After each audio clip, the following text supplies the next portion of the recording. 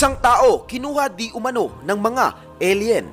Ito ang nasaksihan ng grupo ni Travis Walton nung siya ay kunin ng mistulang UFO habang sila ay nasa biyahe. At pagkatapos ng investigasyon, pumasa pa sa lie detector test ang kanilang naging pahayag na wala si Travis Walton sa loob ng 5 araw. Akala ng kanyang pamilya siya ay pinatay ng mga kasamahan nito. Pero nagulat sila sa naging pahayag ni Travis dahil sinabi niya na ang dahilan ng kanyang pagkawala ay dahil kinuha siya ng mga alien.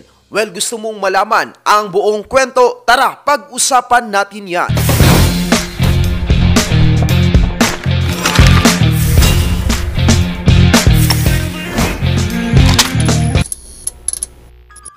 Kamusta? Magandang araw! Welcome back na naman po muli sa ating munting channel. At kung first time mo pa lang dito, hinihingi ko po ang iyong suporta na isubscribe na ito. Please support Filipino Vloggers. At sa araw na ito ay pag-uusapan nga po natin ang isa sa pinakasikat na alien abduction story. Pero bago ang lahat, ano nga ba ang alien abduction?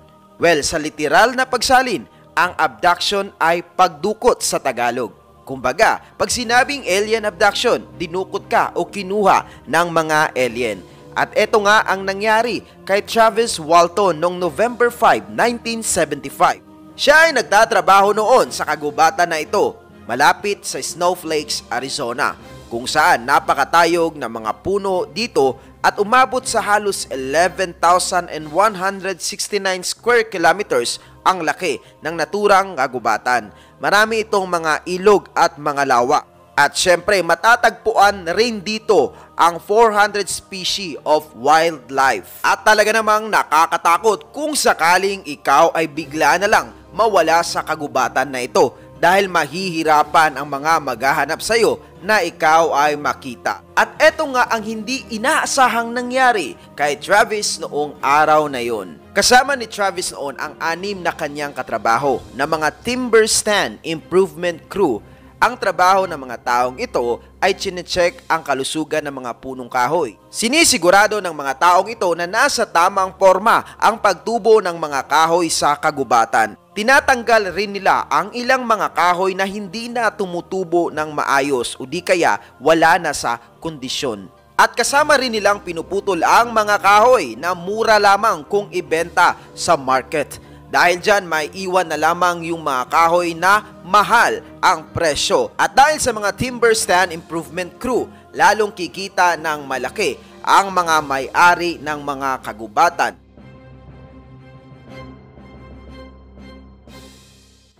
Habang nakasakay sa truck si Travis kasama ng kanyang 6 pang kasamahan, isang di inaasahang bagay ang nakita nilang lumilipad. Ito ay mukhang flying saucer. At pagkatapos niyan ay biglang pumondo o huminto ang flying saucer.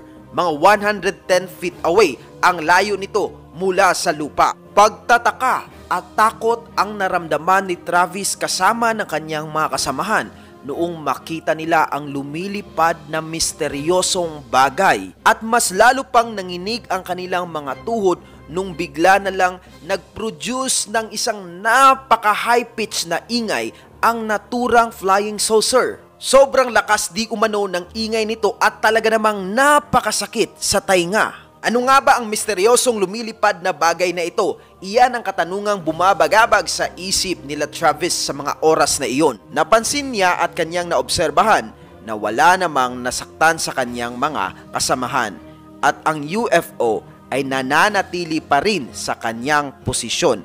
Ito ang nagtulak kay Travis na maglakas loob na puntahan ang UFO. At dahil dyan, dali-dali niyang iniwan ang truck pati ang kanyang mga kasamahan. Subalit, pinipigilan siya ng mga ito na huwag ituloy ang kanyang binabalak. Baka siya ay mapahamak dahil hindi nila alam kung anong meron doon sa misteryosong UFO. Subalit, hindi nagpapigil si Travis. At habang siya ay papalapit na ng papalapit sa misteryosong lumilipad na bagay, isang hindi inaasahang pangyayari ang bumungad sa kanya. Isang beam of light ang lumabas mula sa UFO at siya ay hinimatay matapos itong makita na tila ba merong bumatok sa kanya nung makita niya ang liwanag. Nakita ito ng kanyang mga kasamahan at sila ay sobrang takot na takot sa kanilang nasaksihan. Kasunod niyan ay dinrive nila ng sobrang bilis ang truck at hinarurot papalayo sa UFO. Pinaalam ng kanyang mga kasamahan sa pamilya ni Travis ang nangyari sa kanya. At dahil dito, inireport ng kanyang pamilya sa pulisya ang naturang insidente. Hindi naniniwala ang kanyang pamilya na siya ay bigla na lamang na nawala sa kagubatan. Bagkus ang kanilang suspensya ay pinatay si Travis ng kanyang 6 na kasamahan. Kaya hinanap nila sa kagubatan ang mga bakas ni Travis o di kaya ang kanyang bangkay kung sakaling siya man ay talagang totoong pinatay ng kanyang mga kasamahan. Subalit ni isang ebidensya ay wala silang natagpuan. Nasaan na nga ba si Travis? 5 araw na iniisip ng kanyang pamilya ang katanungang ito at sila ay nagsusumikap na makahanap ng kasagutan sa kagubatan. At pagkalipas ng 5 araw, isang di inaasahang pangyayari ang bumungad sa kanyang pamilya. Biglang sumurpresa at nagpakita si Travis. At dito na nga, sinalaysay niya kung ano talaga ang totoong nangyari sa kanya matapos siyang mawala sa paningin ng kanyang mga kasamahan doon sa kagubatan. Ayon sa kanyang salaysay, matapos siyang himatayin ay nagising siya bigla sa isang mistulang hospital na kwarto. At dito merong nagbabantay sa kanya na 3 maliliit na nilalang na parang mga kalbo. Sobrang kakaiba di umano ang mga itsura ng mga nilalang na ito. At dahil dyan siya ay nakipaglaban at nagtangkang tumakas. At pagkatapos nito, isang itsurang tao na merong helmet sa kanyang ulo ang nagdala sa kanya sa isa pang kwarto. At doon sa kwarto nakita niya ang mga taong katulad natin na merong suot ng mga transparent na mga mask sa kanilang mukha.